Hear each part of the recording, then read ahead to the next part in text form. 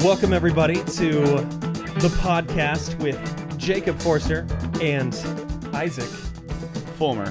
There you go. This is episode 1, starting off real strong. It's my best friend, some might say. I would say. You would say? We could argue, but I'd probably agree with you. Yeah, you never know. Well, if you guys aren't aware, my name's Jacob. I do gaming. I do streaming online, musician, do all this kind of different stuff. And yeah, I'm just kind of getting my start over here. Just doing all the fun things.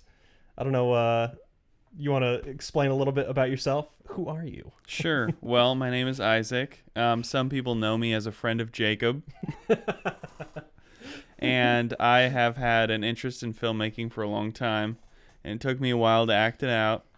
But I've been making videos for a few years now under a few different channels. Yeah. But the one that I am now working on is called Covity. So I post comedy channels. I like to write scripts and record little trailers and little videos and do stuff like that. That's fun. That's cool. Yeah. So what's is it Covity or is it Covity TV? So it's Covity. So here's the problem. If anybody's social media handle is longer than you think it should be, it's because it was taken. Yeah, that's it's always a struggle. So Covity was already taken on Instagram, so that's why I'm Covity TV. Okay. But on Twitter, I'm Covity, and on email, and I'm still figuring out Facebook. All right, that's fair enough. Yeah. Well, for me, it's difficult because not many people have my name, Jacob Forster. I was able to secure it on YouTube and on literally every single social media except for Twitch. Twitch, there's just some dude named Jacob Forster that just happened to grab that. Because you have a bit of a unique spelling. Yeah, because usually people get like Forester, Foster. There's too many R's, too many S's, or too little of each. Mm-hmm. So it's always really difficult for people to both spell my name and look me up. But it's given me that advantage of having unique handles that are unique to my first and last name, which has been really good. But overall, it sucks on Twitch because I'm pretty sure it's just some kid. He's never made a video. He just has an account. And that's where I'm most active right now is on Twitch. That's actually a problem I've faced as well. Yeah. And there's another Isaac Fulmer out there. And when he grows up, I just want him to know that he's the second one, that I was already there. Yeah, it sucks. It is what it is. Yeah, because you want to be able to have continuity with your different accounts and everything. That it makes it easy. That's for people just to find you and just, just have that all together. Continuity is definitely important, and as someone who really likes names and design and thinking about how my image is perceived, I definitely like continuity as well between social media or whatever handles. Yeah. But I've realized if people want to find you, they're going to find you. Yeah, they're determined because usually they'll have some part of your name, if not all of it, and some other reference point, like a video or something you've done, and with that, they'll be able to find you. Yeah, absolutely. And that's what I do with like my Twitch too. It's if you guys aren't familiar, my handle is UACO6, also known as UACO6. You were born when it was still you were born in an age where people were still switching out letters and numbers.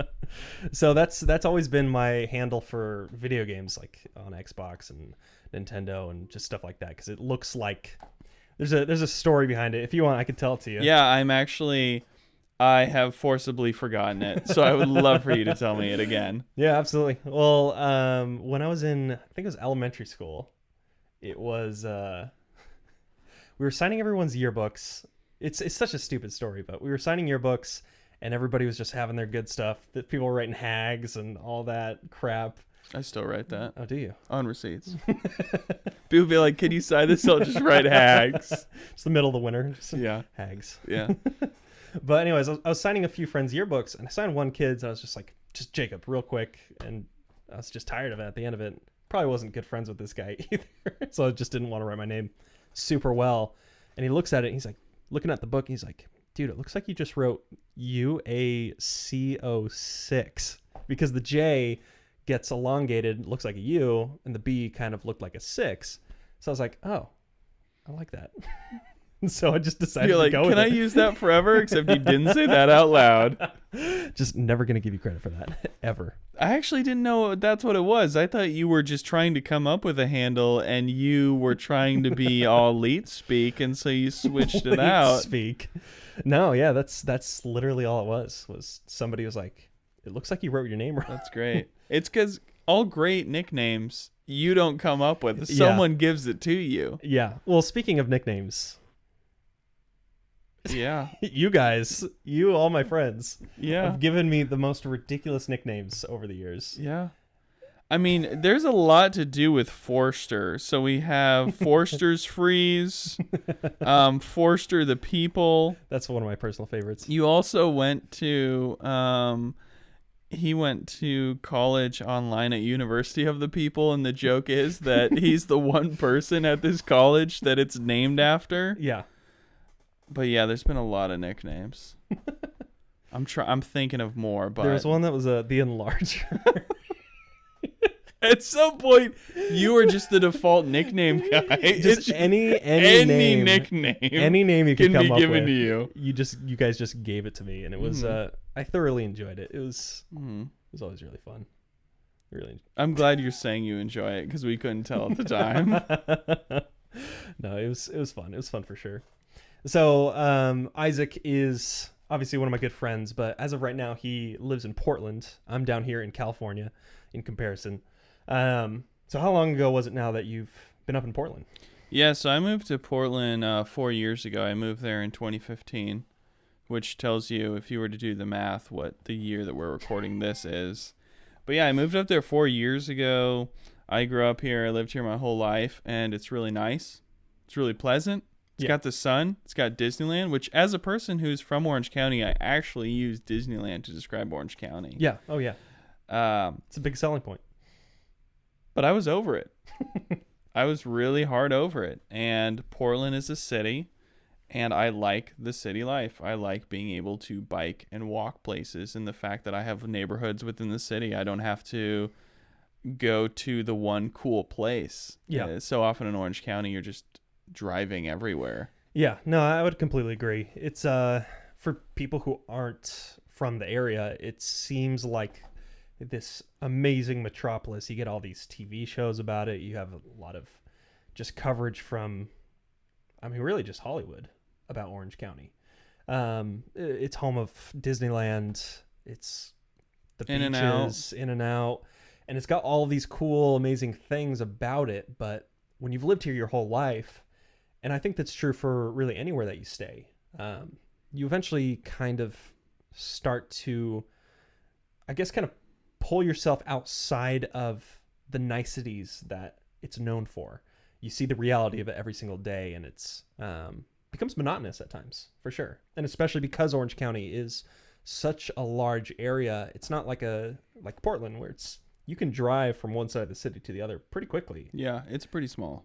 It's a pretty small city. Yeah, whereas in Orange County, to get from like South Orange County to North Orange County, depending on traffic, it can take you 2 hours. Yeah. And with no traffic, it can still take you 30 to 40 minutes. It's a very sprawled out area, and there's a lot of nothing in between. It's a suburban area, so it's hard pressed to find the places that you want to like hang out at and go to. Yeah. I'm a pretty naive person. I kind of have my head in the clouds. It's just kind of one of my adorable qualities. And I late to when it was released, so it probably would have been around like 2013, I got into Arcade Fire's album The Suburbs. Oh yeah. And I read the lyrics, I listened to the album, I had the CD. You're welcome, Arcade Fire. But at some Shout point, out to Arcade Fire. yeah, we saw them together. That was actually one of my favorite concerts ever. That was fantastic. Yeah, that was a lot of fun. Yeah. Sorry to cut you off there. You're good. And so one day, I just realized, it's like my third eye opened. Yeah. And I was just woke, and I realized, oh, Orange County's a huge suburb. It's woke culture.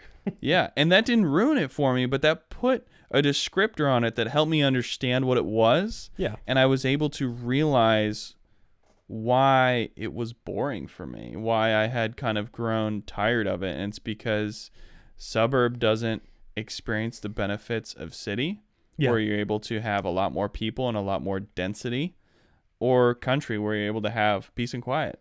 Yeah, absolutely. It's like you're stuck in between without the pleasure of one or the other. Like you're just kind of stuck without either at a certain point. And that's something that I struggle with being here in Orange County for sure. It does get kind of difficult to find fun things to do constantly, because it's, again, everything's so spread out. There's so many people out here too, and you never know if anything's going to be going on in one place or another. So you can't just kind of walk up the street like you can in a normal big city and just be like, oh, I'll just go to this restaurant, go to this bar, go to this club, go hear some live music, go hear DJ, whatever it is that you're into. With Orange County, you have to be intentional with where you're going. You have to know where you want to go. And that's a lot of energy for a lot of the time. Yeah, I would definitely agree with that, because, and maybe we're just spoiled. Maybe we're just so used to having so many options, so used to the 100+ times I've been to Disneyland. Yeah. But I mean, if you drive around Orange County past 9 or 10 p.m. most nights, everything's just closed and you're just driving for miles. And aside from fast food restaurants, you're not going to find much to do. And so you very much do have to be deliberate. But something that I've actually realized, and this is regardless of location, is you really do have to plan what you want to do to have fun. And sometimes it's more simple than you think. Oh, yeah. It's like opening a newspaper, if you can imagine that, and seeing the events that are in it and just saying, hey, why don't I just go to one of these? And it's so easy to label those as touristy, or that's too dumb or simple for me, or I don't even know. But I seem to have this dislike for things like that. But it's not really for a good reason. Yeah. Because when I just try out these things that are, on a poster somewhere, or just some random small band plays, usually those events are really fun. Yeah. And you can find those things, but you definitely do have to look for them. Yeah. No, it's the curse of Orange County. It is. Of Southern California, a lot of areas. So, I definitely agree with that. So now that you've been out in Portland for 2014 minus 2019 years. Yeah, -5. Have you found that you're enjoying life more in that way, being in that kind of space outside of Orange County? Yeah, I would definitely say that I am, but if I could describe the difference with just one word, it would be commute. Yeah. The commute changed for me. I still feel like today I am making up for lost commute time, because I mean, if you live in Orange County, you commute to wherever you go. You commute to work. Some people drive for an hour one way. I commuted to community college. That took me like 30 minutes there. Yeah. An hour back. And then I did that for 4 years as well. And I was just tired of driving, and I didn't realize until I lived somewhere else that I spent a lot of my life just driving. Yeah. And it's not a fun way to live. It's really not. And I think people too easily sell their commute time for nothing. A commute needs to be factored into everything you do as much as you have a power to influence it. And so nowadays, if I can bike somewhere or ride my scooter somewhere, I acquired an electric scooter, and if I can ride that somewhere, or walk, or bum a ride, or ride a bus, get a boosted board. Well, yeah, I mean, that's nice. But if I can get there other than driving, it makes it so much more attainable, and it makes my life seem so much less stressful. And if you can change your commute, you kind of change your life and your whole stress load. And that is what has just changed it for me, that my whole experience of the city that I live in. Yeah, absolutely. I mean, that's something we've been kind of talking about just recently. I was discussing with Isaac that with my current job, it's almost an hour to work and an hour back from work. And when you really look at it and look at the cost of your personal time, it adds up a lot. Because if you factor in how much you're making per hour per whatever your pay rate is, and you factor in your driving time with that, that's adding 2 hours into that factor of like an 8-hour day. That's adding a good percentage. It's 10 more. hours. If you're awake for 16, that's huge. That's a huge portion of your day. And that's something that I've been finding out more and more of, that I really want to be able to utilize my time more in a fashion that I can do the things I love, do creative ventures, and not have to worry about driving so much. Because it just, at a certain point, it sucks you dry. Mm-hmm. So yeah, I mean, so with having a long commute like that, one of the first things to do is to try to optimize the time. And so if you're driving, which is the thing where you're most preoccupied, you could listen to a podcast or listen to music, but those are really, that's kind of just dealing with the situation without changing it. yeah. And so in order to change these things, you really need to prioritize, what do I value? And I really value time now. And I'm not saying you don't. Oh yeah. But I really do. But maybe you don't. And so when I'm looking at jobs now, which I definitely do because I do not have a job, I know that I apply that 5-mile radius filter. Yeah. Or the 10-mile radius filter, because I know that I would rather get paid less or take something else from a different category if I can reduce that commute time. I know one of the last jobs I had, I was able to ride my bike there in 5 minutes, and that's so cool. It was amazing to know I know exactly when I need to leave for work, and traffic is static for me, and I know it's not a luxury that everyone has, but it's something that you can make the decision to prioritize that, and then your whole life will begin to orient around that priority. Oh yeah. Yeah, absolutely. And so, yeah, I want people to have more of their own free time, because people are just stressed out driving around. I mean, especially being back in California, I'm used to Oregon drivers now, and actually now I don't really like Californian drivers anymore, at least Orange County. Yeah. Because everyone's just trying to get everywhere so fast and cutting lanes and cut people off, yelling at people. Yeah, and everybody mad. Everyone's just stressed out because there's like, yo, I just want to get to Panda Express now. I don't want to be on the road. But the reality is, like, you need to find the Panda Express that's closer to your house. Just want that orange chicken. That's all that people are going for. I'm just a regular person who likes Panda Express. What's your favorite food? I actually don't go there. Really? I just say it because I know that it brings up a very specific image in people's minds of a certain type of Chinese food. Yeah, the very very cheap, cheaply made, not real Chinese food. I would say, though, about Panda Express is one of those restaurants that is like McDonald's, and usually if someone insults it, they'll be like, but I do like the fries. It's like, okay, you can't say you don't like McDonald's then. Yeah.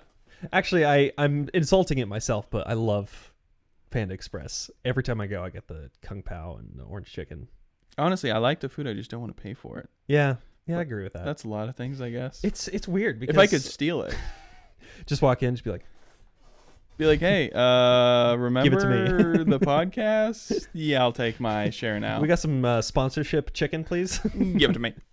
But yeah, it's really hit and miss, because sometimes I'll get the orange chicken, and because it's breaded, it's like these little nuggets, I guess. The chicken nuggets, but just with chicken nugs. Yeah, chicken nuggies. Yeah. But sometimes it's literally, I'll just bite into pure breading. Have you ever gotten that? No. I'm kind of looking forward to it. Yeah, it's so I can relate to you. It's not a fun experience. It's like, imagine the orange chicken, but just all dry. Yeah, I feel like some people would like that, though, because that's kind of like, for example, I worked at a coffee shop one time, and we would make, what do you call that, green tea? Matcha. And it had maybe like 2 scoops in it. Yeah. And this kid would come in on a regular basis, and he'd be like, yo, I need some extra scoops in there. And we would put, no joke, like 3 or 4 scoops. Really? If you can imagine 2 being regular, and those are already sweet. Yeah. And so I bet this kid also would love an all bread orange chicken, because he just wants the goods. You know, It's like, if he gets fried chicken, he just takes the skin off and eats that, throws the rest away. Eats the fry. Yeah. I like that. That's a good Good imagery right there. Yeah.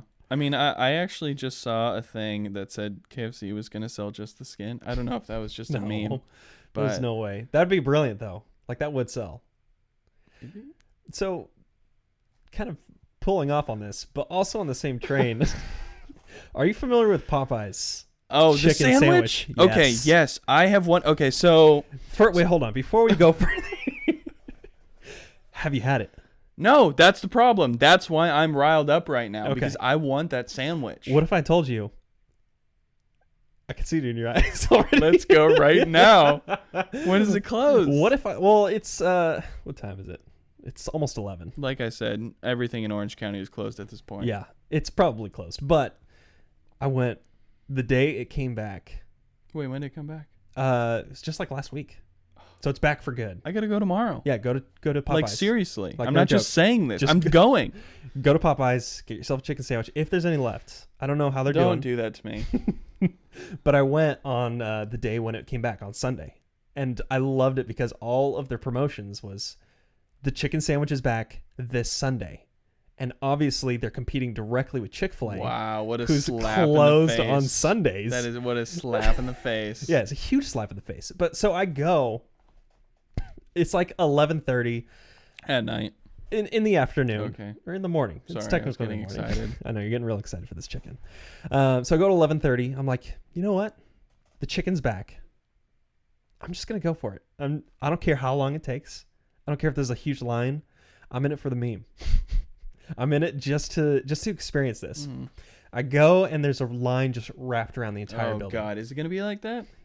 I don't know. That's the thing. I have not been to Popeyes since. Sorry, go on. Like 2 Sundays This ago. is the one on 17th? Yeah. Cool. Don't disclose too much about information. What, you said your full name? That's fair. So just you can look me up, I guess. I don't have my direct street address though. Yeah, but it's cool. Well, Good luck finding me. You don't live at Popeyes. How do you know I don't live at Popeyes, man? I live in the back. If you live, I want a sandwich. If you live there.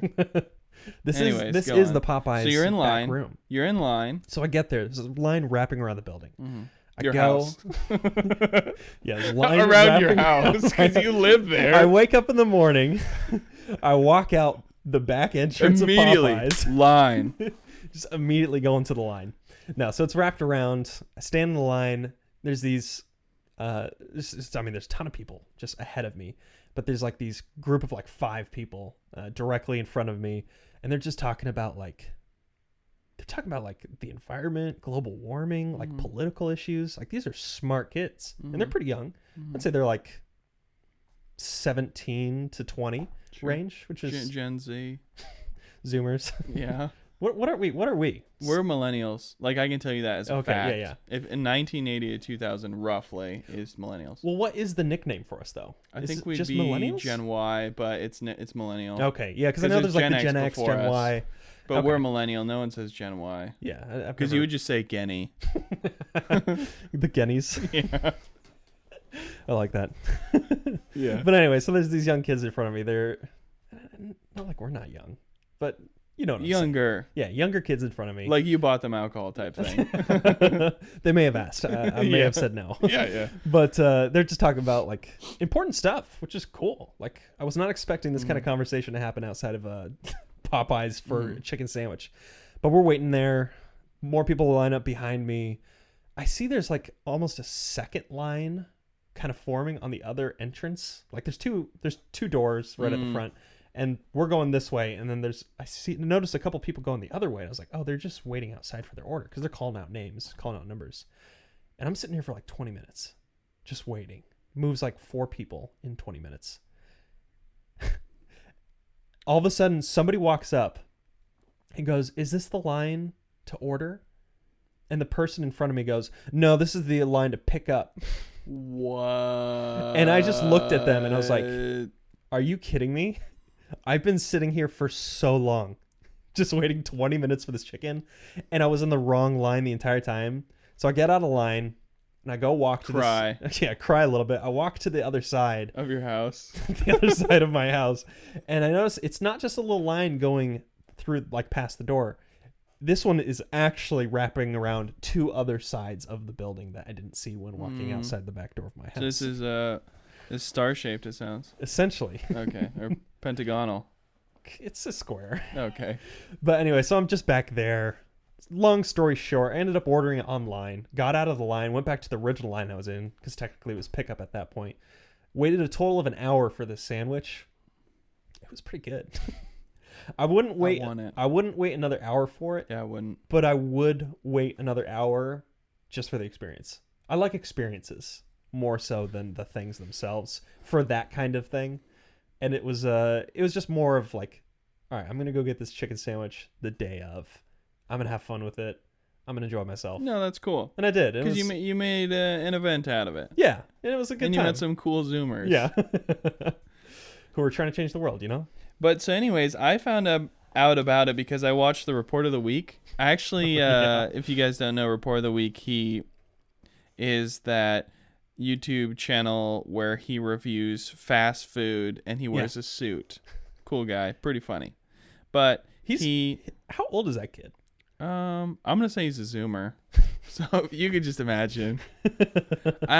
He's probably early 20s. It's like almost deceiving because the way he wears the suit and the way he talks. Yeah, you almost have like an idea that he might be older than he looks. Yeah, he's also from the East Coast, and he tries to be a little bit more proper, and so it kind of throws you off. And his suits are older too. Yeah. I think the older fit. Yeah, that's true. But anyways, something I like to do actually is to watch his videos while eating food. Like I'll make dinner and I'll go sit at my computer and I'll turn on one of his videos full screen and it's like I'm eating with him. Yeah. But I'm eating, so I don't want to talk, and he's doing all the talking about whatever. Anyways, I think I found out about it through him, and then I watched some other videos, and all of a sudden it was like they got me, and I was like, all right, I want it. Yeah. Because I like chicken sandwiches because I'm a normal person. Or not. Anyways. Yeah. So I call around to, no joke, like 6 to 8, let's say on average, 7 Popeyes in my local area. None of them picked up except for like the last 2. And they just had a voice message that said, we don't have the sandwich. And so I wanted it really bad, but it just had nowhere to go. I felt like I had nothing to do. And actually, what's so unusual about this is I don't have it often, but I just had Chick-fil-A today, and my sandwich was very unsatisfying. Yeah. And so I would like to rectify that by getting the Popeyes fabled Popeyes Louisiana slow chicken. Well, the thing is, like, you've had Popeyes before. Yes. Just on occasion. I've had it. Yeah. I think. I've had it with you. As you know, which the viewers do not, Popeyes is a tradition for me. It is. You know what I'm talking about. Which you forget about. I sent you a meme about this. You sent me a meme about this last year or earlier this year. Yeah. And I was like, what are you talking about? I was so confused. So the story is, I think this is either 3 or 4 July 4ths ago. It's approximately the year that I moved to Portland. So yeah, it's about 4 years ago then. About 2014 minus 2019. Ish. You know? Ish. Yeah. I was like about to go to like a 4th of July shindig, but I wouldn't call it a party. It's just our friends. No, a kickback. Kickback, I guess. Mm-hmm. That's like a whole different thing, though. Are you aware of a kickback? I just wanted to use that word. A kickback is a cool word to use, to be honest. Like it's like a fun. Yeah, outing. I'm kicking back right now in my Herman Miller chair. I know, it's a good chair. It's real. You heard it here first. It's real. So, what was I going to say? Oh yeah, so Chick-fil-A. Popeyes. Just getting all off track. July 4th, about 4 years ago, I was going to a friend's house. We're going to go eat some chicken. It's kickback. No, we weren't going to eat chicken. We're just going to go blow off some fireworks. Yeah. And I was like, man, I'm really hungry. Not many places are open July 4th. Not many places are open during the holidays, just in general. Sorry. Sorry, people who are just born. So I just decided, I was like, oh, there's a Popeyes. I'm getting them all mixed up in my head. I keep wanting to say Chick-fil-A. There's a Popeyes right on the way to our friend's house. So I just stopped by Popeyes. It's the same Popeyes you just went to. Oh, absolutely. Yeah, it's the same one. There's only one Popeyes. It's your house. It's my house. So you know exactly where it is. So we go to Popeyes. Just me. I say we, but it was just me. The royal me. The royal we. The royal me, yeah. And yeah, just had myself some good Popeyes. And then subsequently the next 4th of July, I went again. And then the 4th of July after that, I went again. And it just became this tradition for me to every 4th of July just go to Popeyes and get some delicious fried chicken. What I do love about this, though, is as friends, we would talk about pre-4th of July. We would talk about our plans. We'd look at each other and say, like, hey, what are we doing? And Jacob would say, what are you guys talking about? I'm going to Popeyes. Aren't y'all doing that? And he acts like that's a normal tradition that regular people do. And I do not do it, but I love it for you. Yeah, it's fantastic. I'm very glad that I did that constantly. How much was the sandwich? Was it reasonable? Was it like it's like $5? No, it's like $6-7. The sandwich or the combo? I know I got the combo. Well, I know that too. Of course you got the combo. Of course I got the combo. The combo came with a side and a drink, and I think that was $10. What side did you get? Oh, it's always red beans and rice jambalaya. Really? Yeah. Have you had the red beans and rice? Probably not, but why? It's a southern treat. That just seems like if I was in a cafeteria and there was nothing else. Like they ran out of everything else, I would get that. So, I lived in Nashville, as you know. As I know. For a brief amount of time. As we all know. As we all know. I lived in Nashville for a short amount of time. And the first time For a hot minute. For a hot minute. For a hot Tennessee minute. Hot Tennessee minute. Yeah. Exactly. And one of the first experiences I had, and actually the first experience I had with red beans and rice was I was really sick. I got really sick when I was out there. And there was this couple that I knew when I was out there, and they just decided that they called me up and they're like, hey man, how are you doing? Just want to make sure you're okay. We know that you're not feeling well. Do you want to come over and have dinner with us? And like, I had just moved to this place like a month prior. And so I didn't really know anyone too well, didn't have any good acquaintances or friends, but it was a really, really nice gesture of them to be kind of looking out for me and wanting me to join them for dinner. So I did join them, and the husband, he made red beans and rice in a very like traditional way. It was slow cooked. He had like pork like baked into the beans, and there's just something about it that was just so unique, and I've never had it before. It's if you've never had red beans and rice, it's not what you're expecting at all. You just expect, it's just beans and rice. That sounds awful. Here's how I would describe it is, you don't know exactly how to describe it, but you know it when you see it. Yeah, that's pretty much it. That's red beans and rice for you, in a nutshell. But the only other place I've ever had red beans and rice is Popeyes. There's no other place that serves it that I've ever seen. No one even dares. No one dares to try. But they it. dared. And they do it surprisingly well, at least in comparison to the way that this acquaintance of mine made it, and it was fabulous. I think I get coleslaw or something.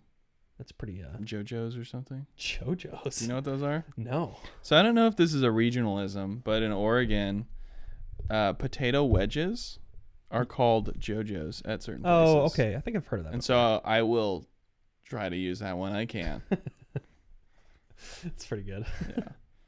Well, that's fabulous.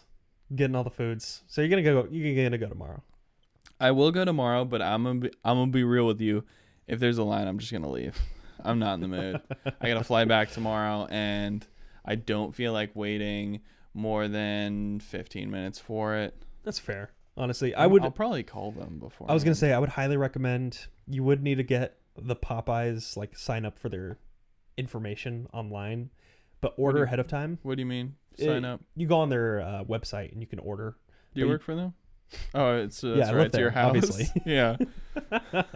No, if you go online, you just put in your information, name, phone number, credit card information. I'll have to use your credit card again. Oh yeah. But you can order ahead of time. That's how I. Okay. I see what you're saying. I was like, why are you telling me this if you don't work for them / live there?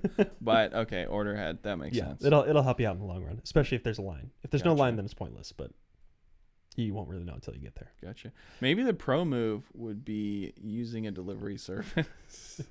Just Uber Eats Popeyes chicken sandwich. Have Uber wait 2 hours just to get it. I wonder. I don't know if I've ever seen Popeyes on Uber or What's the other one? DoorDash. DoorDash, Grubhub. Grubhub. All those. I was gonna say Lyft doesn't have a food service, do they? No. No. They don't. I don't know why that was so funny the way you said. I don't either. No. Well, because as I was saying that, I was thinking about, I was just picking up my brother. He goes to school in LA, and I saw a Lyft scooter. And for some reason, I was like, that's it. Anybody can do anything. Nothing matters anymore. But I guess it is within reason, but I don't think that Lyft has a delivery service. Okay. But there's an idea. Yeah, you can always do that. If you're Lyft. Yeah. And you could just do that. They should get into the game. Just really. I don't know what they're overcrowd it. waiting for, honestly. Yeah. It's like, you guys clearly just follow what Uber does. Why did you stop? Uber has their own scooters now, right? They no? should. See, they're the ones for following. They behind in need that game. to reverse follow. They need to follow back. So if you go to Lyft on Twitter, they're following Uber. Yeah. But Uber needs to log into Twitter and follow Lyft back. It's quite the demand. It's not that hard. I like it though. Follow for follow. Follow for follow, everybody. Follow for follow. No, just kidding. That's the worst. That's probably one of the worst tactics that you can utilize. Follow for follow? Follow for follow. How do you mean? Are you familiar? Like, have you ever done it? Well, Or do you know people who have? I'm familiar with the idea. I've never done it because I don't follow things I don't genuinely have an interest in. So it's something that I see a lot for specifically Twitch. When people are starting out brand new, they always do follow for follow. Like, if you follow me, I'll follow you. That way we can grow each other's following count and get higher up in the hierarchy of streaming service. Float up. Yeah, we all float. Yeah, we all float. And the problem with that, first of all, you're cheating the system, kind of. It's more so you're cheating yourself out of anything. Because when you do, follow me and I'll follow you, you're not gaining a person who actually wants to watch your content. Right. That's the whole thing with specifically Twitch is you're getting people who watch you. Nobody cares about how many people are following you. What matters is that you have an audience. Right. Whether that audience is one person or 5,000 22 people if you're 22 me. people. Yeah. Having an audience is what's important. If you build up a fake following of people that you've just unfollowed for follow, you've got like 400 followers. There's a human version of bot, essentially. Yeah. Human bots. Yeah, it's human bots. Cyborgs. Yeah, pretty much. You're just cyborging yourself. You like that one? I do. It's a strong visual. I like that too. That's good. I'm gonna coin that term. Okay. Cyborging. Cyborg. No, cyborg's a real thing. I can't coin that. Yeah. Cyborgs are real. Wait. I have 22 cyborgs that follow me on YouTube. But anyway, it's that follow for follow thing is just not. It's not good for anybody who wants to start their channel. You can try to like. There's a lot of ways to do it, and I guess this kind of moves into a topic that I wanted to talk about you with is creativity and getting into how you've done for yourself. I know that we've spoken privately and just about how we're doing with our own aspects of what we want to be doing in our lives, whether it be for myself with wanting to do more on Twitch, wanting to do more on YouTube, want to do more with my music. And I guess the question I have for you is what have you been working towards? Because you gave a brief synopsis of what you enjoy doing. You like cinematography, you like making short videos, you like comedy sketches, some animation as well. What is it that you're moving to? What you're going towards with all of it? Or what would you like to be going towards? Yeah, sure. So it's a little open-ended, but I mean, that's okay. I really just want to move on to the next level. I feel like I've been making videos for a few years. I've made some good ones. I've made some crappy ones. And what I want to do is, I mean, I'd like to have a show or a movie. Yeah. that I could show people and just be proud of, and that someone would eventually, that isn't me, make an IMDb page for. Almost Jacob? Yeah, almost Jacob an example. So when Jacob moved to Nashville, which everybody knows that he lived there after he lived at Popeyes, is I had just bought a DSLR, which is a digital camera, and I bought a shotgun mic, and I put that baby on there, and we drove, and I recorded some videos of it. What I didn't understand at the time was really how to craft a story, and I don't know, you can't really fault that to me, because I didn't want to artificially insert something into our journey that wasn't real. Yeah. But what ended up happening is there just wasn't a whole lot of story to it. Yeah. I mean, I don't know if I've told you this, but one thing that was, for a bit of context, so we drove from California to Tennessee. It's a long drive.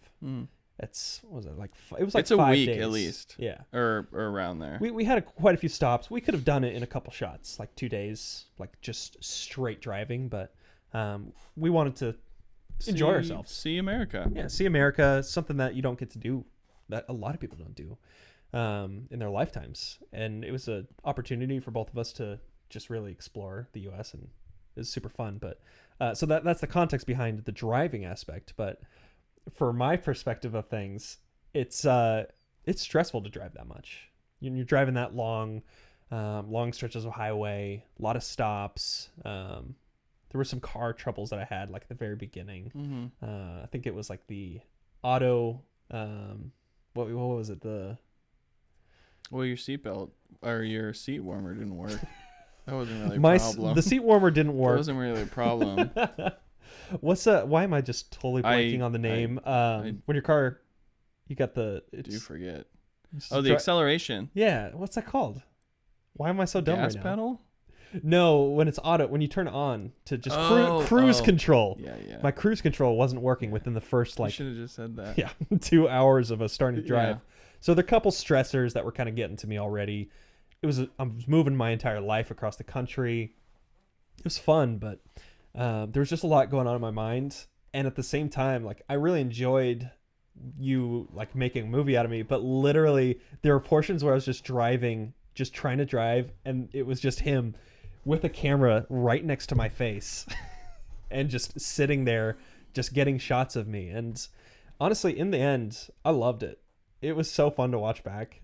And as much as, like, I would get annoyed at you at times for just having a camera right in my face, I'm glad you did, honestly, because it was cool to watch that back and watch it with all of our friends. Thanks. Yeah, it was fun. I don't think it was good, but I just wanted to make something, and I didn't want to shoehorn in a story. And so what happened is I just got a bunch of shots of Jacob and the places we were visiting and exterior shots and whatever. We had a paper mache crocodile head that we mounted to the front of your car that, like, was good. That was no joke, like 2.5 feet long. Yeah, it was long. That was zip tied to the front that ended up falling off. By the way, we drove all the way from California. That thing fell off in New Mexico. Yeah, finally. It lasted a long time. And that thing was... we called it I think one of our nicknames for you is the Outlaster. And so we were actually debating if we should transfer ownership of that nickname to the crocodile paper mache. I guess it'd be an alligator because it's from America. Yeah. Well, we were going to the South. Yeah. You got gators. But anyways, so I ended up making this video, and it was called Almost Jacob because you know him, and he had these Almost Famous. Yeah, Almost Famous. He had the glasses that they have in Almost Famous in his car, and I pulled him out, and he put them on. I just said Almost Jacob, and it's as dumb as that. Yeah, it just stuck. Yeah. It's that easy. Yeah. And anyways, I spent a lot of time editing this video, which, like I said, didn't really have much of a story, but it was just a thing to make. and I showed it to our friends, and it was fun. And I don't know, it was cool because they knew us. If you didn't know us, I don't think it would have meant much. And what ended up happening actually is I put it out on a hard drive, and that hard drive died. Really? And I don't have Almost Jacob. Really? I have the trailer in like 720p and 1080p, and I have the 2 posters I made, which I have the digital files for, but I don't have the feature. Do you still have the hard drive though? I have the hard drive. It's very expensive to get the data off. I was gonna say, keep contacted that. someone. It's like $1,500, and it might not even work because they have to take it to a clean room. If you guys, this is a little PSA. You need to back up everything because everything that's important to you. Getting stuff off a hard drive, like once it gets past simple fixes, it has to go to a clean room, and it's very expensive. Well, here's the question: was it an HDD or is it it was disc? a spinning. It was a spinning hard drive. This was a hard drive disc. Yeah, and so I actually will periodically open it up, and I'll be like, all right, today's the day. And I plug it in. Nope. Also, something I found out, if a hard drive is failing, Will it make whirring noises? It will deteriorate the more you plug it in. And when it first wasn't working, I would just go like, oh no. And it's like, the guy who I spoke to that gave me the $1,500 quote said, oh, by the way, if it begins to fail, don't plug it in. And I was like, well, I already plugged it in and out 200 times. Jeez. Well, that's sad to hear. I didn't know that. It is a bummer, but at the same time, I almost think it's better remembered that way because, like I said, it wasn't good. And also, I deleted it. It was online, but like I deleted it. I was going to say, did you put it on YouTube? It was on YouTube and Vimeo, and I deleted both. There's got to be a way to find that in their archives.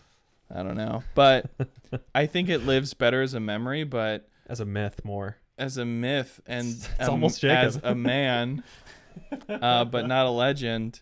And yeah, so after that, I just finally kickstarted. I had a Kickstarter, not really. I kickstarted. It took me a while, but I started making videos. Yeah, and I have always wanted to make videos. My dad always would buy camcorders, and I loved using them. And the thing with me though, and I know this is so many other people, is I'm so afraid of failing. I'm so afraid of making something that people don't like. And the problem with Almost Jacob is that kind of confirmed it because it wasn't a good story. Mm-hmm. But I had to realize that you're just going to make bad stuff. Yeah. And you just need to push through it, and you can delete it. Yeah. And then lie about the hard drive dying. No, it really did die. It really did die. But my videos have gotten better, and I've taken a screenwriting class, and I know more about story, and really how I learn, and I think how so many people learn, is just by entering into the experience and doing. And so I had to make Almost Jacob as a steaming pile of garbage of MP4 to realize how to actually make a better video. Yeah, yeah. And yeah, my videos have just improved as a result, and that's still so much a thing. But what I do want to make now is, now that I've made these videos, I have a few different channels. I have one under my name. I have one, we have a friend, Kyle, and we had a little comedy duo called Mostly Good. We made a couple videos for that. Those were great, by the way. Yeah. I remember those. We made a couple of videos for that. I actually forgot the login, so I couldn't even delete the videos of even if I wanted to, which I don't. And now I have Covity, and the next thing I want to do is have a periodic show, whether it's live action or animated or a combination. Yeah. Or a movie that I make or a short that just takes me to the next tier, because I've made YouTube videos and I've made videos of that quality, but I really just need to get to the next thing. And a huge part of that too is getting around other people that are filmmakers and getting more experience. I mean, it's an age-old kind of idea that the people that you surround yourself with really shape who you are and what you do. That's something that I've really strived to do more for myself, which is hard to do in this area in Orange County.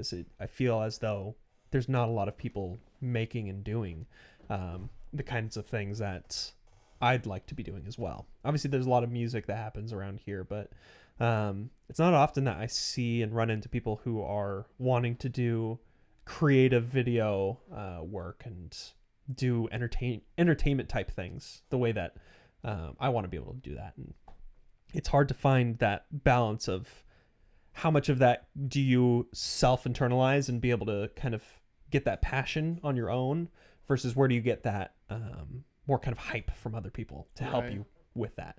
And that's one thing that I'm sad that you're out in Portland, because that's something that I feel like we always kind of threw off of one another. Yeah, we connect on that level for sure. We grew off that with each other. Is we both want to do things with our lives, whether that's creative, fun, anything really. Experiential. Yeah, experiential lives that are fulfilling, and not just fleeting things either. And I think that's important for people to have, is to have some solid and structural but good things in their lives. But kind of going off what you were talking about earlier, what I really wanted to kind of dig into more is kind of just doing. You were talking about how almost Jacob was that kind of point where you had to realize this is a steaming pile of MP4 and I can do more and I can build off of this. It's a bounce board to kind of push yourself into the next things. And as if anybody's familiar with my boy Gary Vaynerchuk, I know you are. You're not as much of a fan and watch him as much as I do, but you do see some value in what he does. Oh yeah, for sure, absolutely. And that's something that I'm inspired by with what he gives off. Is he's all about just doing, rather than trying to think of all of these different ideas and what to make. Whoever is starting first is already getting a head start from you. If you really want to do something with your creativity, with your career, with your life, and there's other people fighting for that same thing, if you're waiting and not pushing towards that thing you want to do while other people are continuing to do that, that's a huge aspect that kind of made me realize I've been thinking on making, like, for example, this podcast right here. I've been thinking of doing a podcast and making videos like this for YouTube for so long, but because I've waited for so long, I've already put it off when I could have been making episode 1 a year ago, 2 years ago, and already be on episode 300 we plus. We can just call this episode 300 plus. But that's something that I want to be able to do more, and that's why me and Isaac here are starting this podcast just right now, right here in my bedroom, as you can see behind me. Just flew down from Portland, found out this. Yeah. Found out you were coming day before you flew down. And like one of the first things I texted you when I knew, I was like, let's make a podcast. Yeah, I mean, I've wanted to make a podcast for a long time as well, and I've just always worried about failing, about not knowing what to do. But in all of my research into what do successful people that make videos or write books or make movies that I like, how do they do it? One of the hugest things is to demystify creativity. Yeah. A great example of this is, for example, if you think of any essay that you ever wrote that you liked, you only wrote it because you had to. Yeah. But you realized that you had a confined time where you had to do something, and at some point, usually the night before, you just did it. And sometimes it ended up being a really good essay that had good points and a good story and a good word usage, and you got into it and you got in the nitty gritty. And for myself, I can get forced creativity at that point. Because you can force creativity. Yeah. Like you can sit down every day and say, I'm going to do whatever it is. I'm going to write out 5 ideas. So often I think that I need to be enlightened. How I describe this is, one time I went through and I bought a bunch of movies, and one of the movies I bought was Hollywoodland. Yeah. And I bought this DVD and it was sitting on my shelf for years. And occasionally I'd look at it. I'd look and I'd see, oh, there's Hollywoodland on the shelf. And I'd think, oh, I want to watch that movie. But I wouldn't, because I was waiting for a moment where a friend turned to me and said, hey, do you want to watch Hollywoodland? Yeah. And that's never going to happen. And if it is, it's going to be in like 1,000 years when we've already watched everything else. And I realized if I want to watch Hollywoodland, I just need to do it. And in that same regard, if I want to make something, as much as I can act and think that some idea needs to be bestowed upon me while I'm like in the shower eating cereal one day, which I don't eat cereal. In the shower. Instead, I can sit down and say, I want to come up with an idea. Where can I start? And within that too, you have to like build it out a little more. You can't just try to think of all things at the same time. You have to say, okay, well, what's one thing I know? Well, I want the story to take place in the forest. And then you build off that or whatever. But you can build and you can force stories to happen. Yeah. Because if you wait for them, they can happen, but they probably won't. Yeah. So that actually just immediately brought to mind, and I realize now that I'm probably pronouncing it wrong my whole life. NaNoWriMo. That's how I say it. Which I think it's actually NaNoWriMo. No. Which I don't like that. I prefer No. NaNoWriMo. Yeah. But we both did. Yeah, I've done NaNoWriMo. We attempted it together. Oh, I've done it before. Oh, you did it before that. Oh, okay. I mean, it was garbage, but yeah. I got the points for it in English class. But that's something that I really, really enjoyed. I did that the first time in my senior year of high school. If people are unaware, NaNoWriMo is National Novel Writing Month. Which is in November, which is right now. Yeah. So a bunch of people are participating. We're in the middle of NaNoWriMo right now. Yeah, a bunch of people are participating in NaNoWriMo. The challenge is to write a 50,000 word novel in 30 days. So you have 1 month to write a novel. It's like 1,600 words a day on average. Yeah, something around there. It's doable, but it is a lot. Yeah, it's honestly very doable as long as you structure it. And that's the whole thing with it. It puts you in a mindset of every day, or however you want to space it out. If you want to do 5 days a week, you got to write like 2,000 words per day, or however many it may be. But you space it out so that you are creating and writing this novel. And what's really novel about this idea, sure, I'll let it slide, is that the whole point of it is not to judge yourself and not to judge what you're writing. It's purely a rough draft. And what it helps you do is it gets past that mindset of having to create the perfect thing the first time. And that's something that I find that I struggle with a lot, especially as a songwriter. And like you were talking about demystifying creativity, songwriting is very similar in that way. I remember I was speaking to one of my music buddies, and we were talking about how with music, you have this sense and this idea that a song, when you're trying to write, will just come down from heaven or just arrive from the ether around you. And you'll just have this almost divine intervention of a song that you're writing. And it comes together through lyrics, through melody. Old Town Road.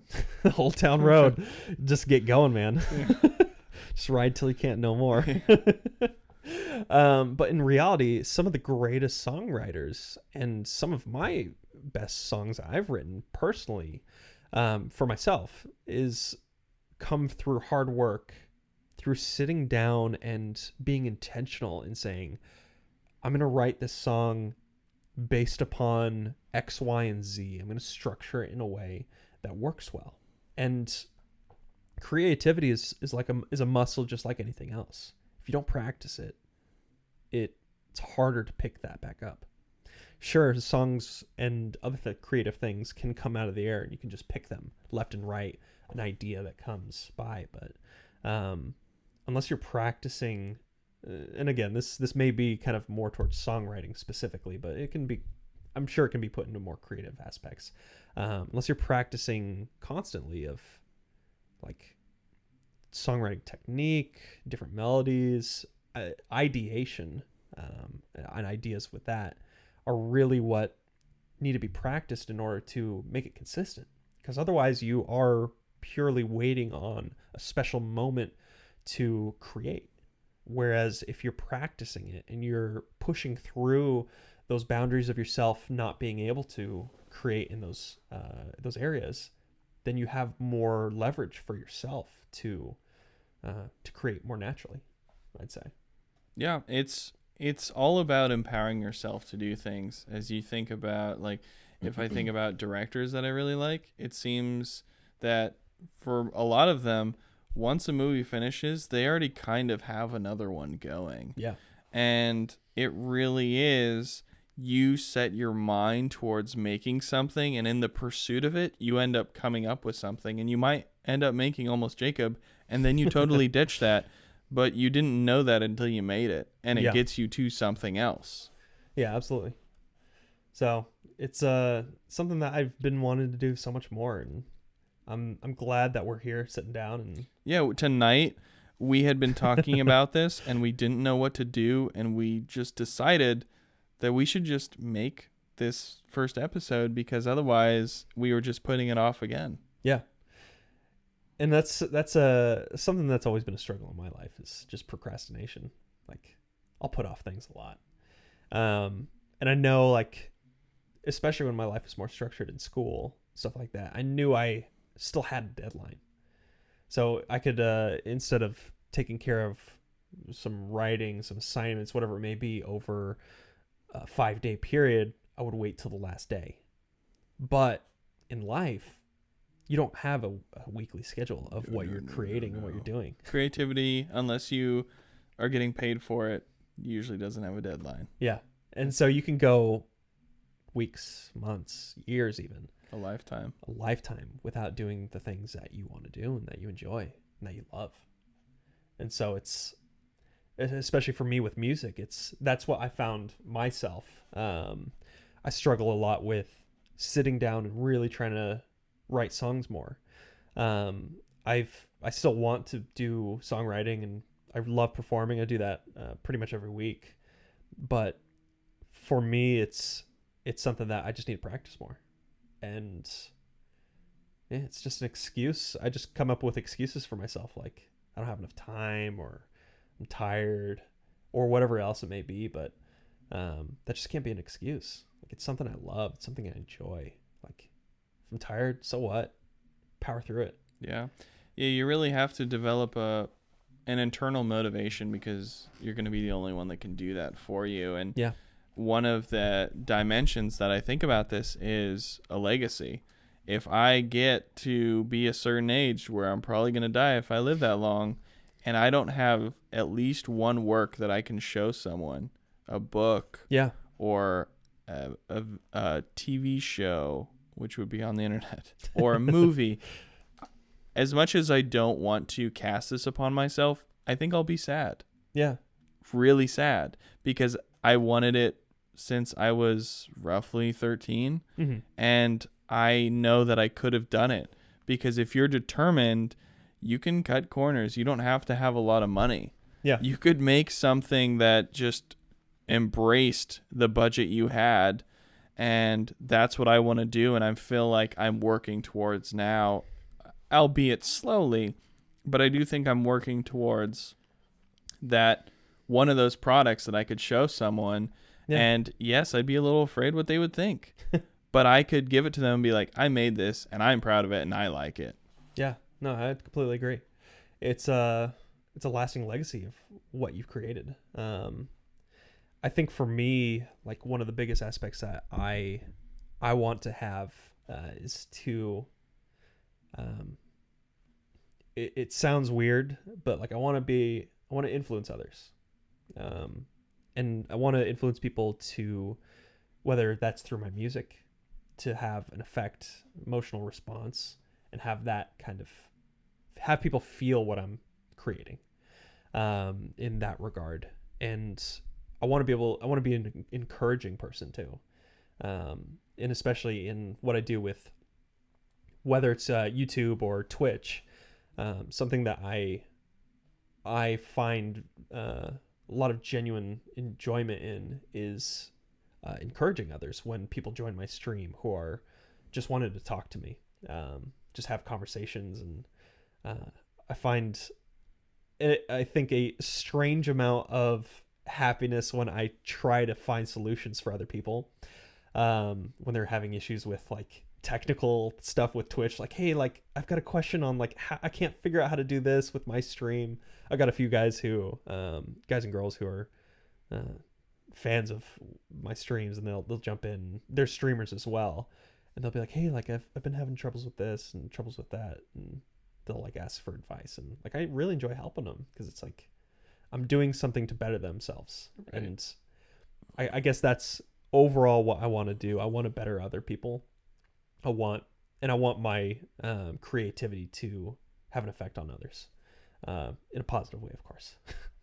Yeah, don't want people going crazy. That for me would be one of the ways. I've had kind of I haven't made that many YouTube videos, longer form videos in the past year, but I've started an Instagram and I've made a lot of videos on that. It's got a little over 50 videos. And how I think about how I want to affect other people is I want to just give them a little thing that makes them laugh or makes them think about life a little differently, kind of interrupts their day, even if it's just for a couple seconds, and just makes them stop the normal logical structure way of thinking and then just think, oh, I didn't think about that, or maybe the world is a little different than I thought it was. And that's what I like to do, and why I like to make things is I just want to share these thoughts and jokes and stories I have with other people to hopefully make their day a little better. Yeah, no, I totally get that. It's a good venture to try to make people try to help others in that way, to make them see things in a different light, and I'm told. Yeah, it's cool. Well, to kind of top off this video podcast, what would you say are some of your influences? Like, who has influenced you over the years to do what you do? Sure. So Casey Neistat, Chaboy. Where my exploration of movies started was with Mulholland Drive. Oh yeah, directed by David Lynch. I watched that movie and didn't know you could be on the edge of your seat that much. And that movie was so intense, and it didn't have a simple end, and you didn't know exactly what happened, and it was completely engrossing, and that made me think about movies differently. Yeah. And so that's a huge influence for me because it just opened what a film could be. Yeah. So David Lynch's movies, mostly Mulholland Drive and Twin Peaks. Also, I would just say Adult Swim at large. So many shows that I love are on Adult Swim, like Harvey Birdman, Tim and Eric. Terminate Law. Yeah. The Eric Andre show. And what I like about Adult Swim is, for one, they don't just do the typical 30-minute hour block format. They have shows that are 10 minutes long, and I like that. And it's very freeform. Yeah, very freeform, and they can do, not to be mistaken with ABC Freeform. I didn't know that was a thing. They changed it to Freeform. Really? Yeah, so it's called ABC now. did? Yeah, or I think it's ABC. It says ABC Freeform or just Freeform? I think it's just Freeform. The channel. That's too open-ended for me. Ridiculous. Anyways, but Adult Swim just does what it wants. Yeah. And its comedy is very inventive and very cutting edge. Yeah. And the way they edit things and what they do is not tied down by any convention. And Adult Swim has just been a huge influence for me for that reason. And then other than that, I would say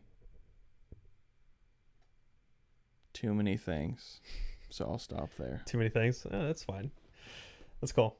Yeah, David Lynch, man. When you first introduced me, you really introduced me. I talk about Mulholland Drive a lot. Yeah, I was talking about everything. Today. Going through Twin Peaks, that was a wild ride. Yeah. That was super cool. I think David Lynch really has something unique about the way that he makes movies and shows. It's very visceral, I'd say. It like cuts deep. The thing is, like how you react to it. The thing is too is with movies of that like logical mindset or like logical structure, So often it just completely takes them apart and it's a very artful, like metaphoric representation of things. Yeah. But David Lynch, unlike some other players, unless I'm just not looking hard enough, David Lynch is actually saying something. Yeah. It's not just nonsense for no reason or symbolism for no reason. There is actually something he's saying behind all of it. Yeah, definitely. And it's compelling. Yeah, it's very compelling, and it's you're right. It's a wild ride. Yeah, this is what the edge of your seat was made for. Yeah, not often sat on. Yeah, the edge. It's Herman Miller, actually. Oh yeah. Yeah, It's a good old boy. Yeah. But yeah, it's no, that's cool. It's a lot of good influences. I definitely see more of the Adult Swim in your Instagram stories now. Yeah. That you say that. Yeah. Yeah. Think about it. Yeah, that's cool. And it's something I've told you before. You really should post that, like, not just in your stories, but like on your actual Instagram, the videos. Oh, I do. Well, okay. Some of them I don't. I know. Some of them I don't. You said you have I guess. 50. Yeah. So I have 50 on the like stream, Okay. but I have a bunch of stories, and I don't have all those. Oh, okay. All right. Yeah. That's fair enough. Yeah. Oh, that's cool. Well, I think for me, at least in terms of, there's a lot of people who inspired me over the years. Whether they're, and again, I'm kind of in a interesting spot because I do have a passion for music, but I do have a passion for creating a lot of other things too. And I like being in front of people. I think that's really my suit that I fit into best is performance. Whether that's me creating something surrounded around me or creating something for other things, it still feels like a performance when I'm creating something and putting it out there for people, whether I'm in it or not. So I have a lot of musical influences, which I always ask people this. You've heard some of my music. How would you just what genre would you describe my music? I just say singer-songwriter, just to give it the most generic. Yeah, because I was gonna say folk, but it's not really that folky. Yeah, I guess singer-songwriter, but it's also because it's so much of that label is determined by the instruments, and you're just doing guitar. Yeah, guitar and singing. But the singing I can't categorize as easily. Yeah, I don't know how to categorize it either, and it's hard. Like, people always ask. You can say experimental. It's experimental. Other. / other. Gospel. Bluegrass. Yeah. World music. Worldcore. But yeah, I've got a lot of musical inspiration, but in terms of like movies and TV shows and even YouTubers, like Casey was like a big thing for me. Like when you told me about him. I told you about Casey. That's right. Yeah, you told me about him. Got really into just how that idea of doing something every day, his daily vlogs, was just like so crazy to everyone, I think, because nobody was really to doing him. It. Yeah, even to him. I mean, he still thinks it's crazy. I don't know what he's doing. I just listened to a podcast with him and H3, and I can tell you it was crazy for him. I actually, I watched that. It Yeah. was a good podcast. Yeah, it was good. Gary Vaynerchuk, obviously mentioned him earlier.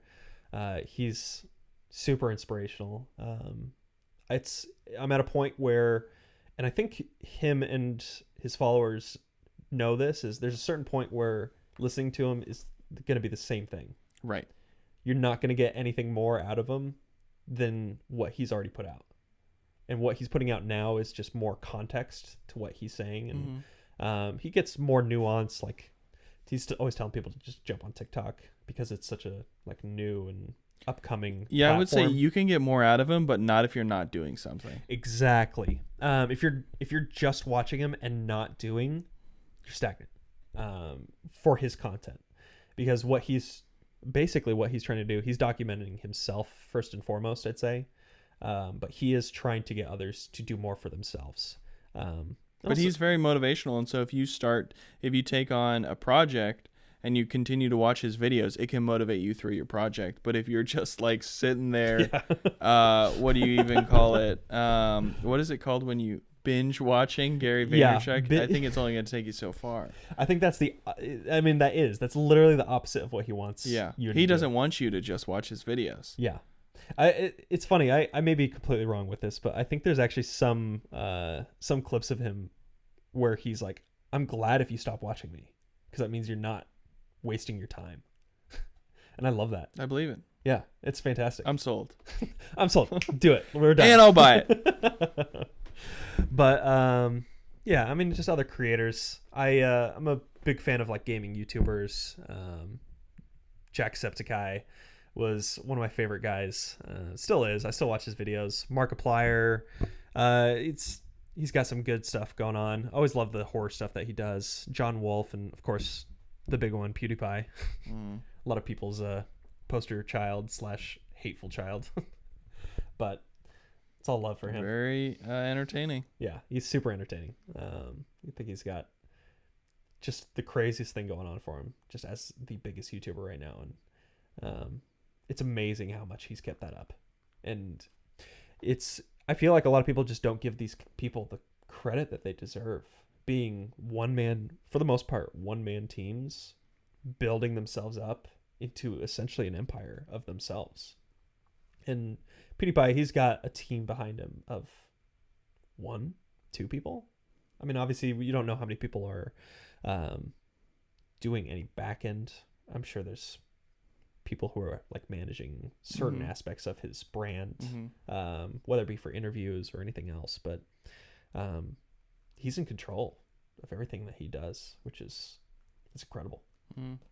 I actually thought of one YouTube channel since we started talking about this. It's called Sugar Pine 7. Okay. And I haven't watched a ton of it, but what it does is the main creator, whose name escapes me but is memorable, definitely. Yeah. He creates a reality show on YouTube with his friends that is based on reality but fictionalized. Okay. And so on YouTube, you're seeing these guys make dramatic, consistent videos, because at some point, I don't know if he made a video every day, but for a period he might have.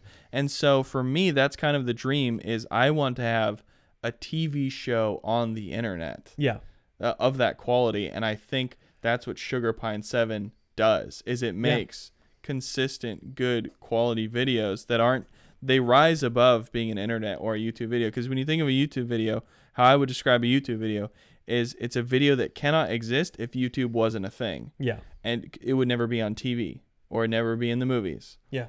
But Sugar Pine 7, their content rises above that because it has a story. It's fictionalized and it's very approachable because like the production value it's good, but it's definitely cheap. But it's cool that they decided to just make a reality show on YouTube. Yeah, that's really cool. Yeah, that's sweet. Yeah, that inspired me. That's sweet. I'll definitely inspired. I'll definitely have to check that out. Are you inspired by ASMR channels? I'm inspired by chicken sandwiches. Oh man. Well, Isaac, it's been fantastic being able to hang out with you, start this podcast journey. It's been good. Yeah. Is there anything else, any other topics that you wanted to bring up before we come to a close? No, I don't think so. I think they'll just have to come up in due time when they're supposed to and after I've had the chicken sandwich. Sounds wonderful. Yeah. Well, tell everybody, where can they find you? Sure. Hot One style. This camera. Tell the people what's going on in your life. One camera. So on Instagram, well, I should just spell Covidy because that's what everything is based on. Covidy is Covidy. I'll slap up on the screen here for you. Covidy. And I picked that because, again, we talked earlier about like when we started this naming, and I wanted to pick the shortest URL I could that like made sense. And I just bought this like a year ago, and Covidy was available. Super quick. That's what's great about UACO 6. 5. UACO 6. It's still available? It's available. Buy it. It's hard though, because it's like that's a hard one to. I know. I get it. Yeah, it's it's tough. Yeah, it's tough. It's hard to get people on board with. How do you spell that? UACO 6. How do you pronounce that? Waco. Yeah. Taco. It's weird. It's a weird one. Like Yeah. if I could definitely use it. I could definitely do something with it, but I don't know, I'm still figuring it out. You should. Sorry, but anyway. So, COVIDy. I'm COVIDy TV on Instagram. I'm COVIDy on YouTube. If you want to watch my older videos with my friend Kyle, it's called Mostly Good. That's on YouTube. And I'm also COVIDy on Twitter. I was about to say Twitch, and I was like, no. You But should I go to actually Twitch. think I do have Twitch You as should, COVIDy, but I'm not sure. You should stream. Maybe. See what happens. Maybe. Well, I Yeah. don't game. Well, I game don't a have little to. bit. I have a Switch. Is that gaming? I mean, yeah. Have you been on Twitch? You know, No. people don't do just games. right? I'm like an old person when Oh, it comes to man. this. You boomer. Well, I'm a millennial, so I'm not a Zoomer. Okay, boomer. Whoa. Sorry. We try not to get too offensive here on the podcast. That we have named. Yeah, we haven't named it yet. If you guys have any ideas for name of the podcast, please let us know. This is going to go up on... Let us know in the comment section down below. I'm going to go ahead and read all of those. Yeah. Well, sweet. All one of them. Well, Isaac, it's been a pleasure. Thanks so much for being down here in Orange County. You're It's welcome. fantastic. Always great to see you. The pleasure's mine. Pleasure's mine. I would like all of it. All No, the pleasure. I just a little bit for me. Yeah, I can give you a little off the top. Okay, just off the top. Just the top. All right. Well, thank you everybody for coming out. See you guys. Catch you next time. Later. Bye.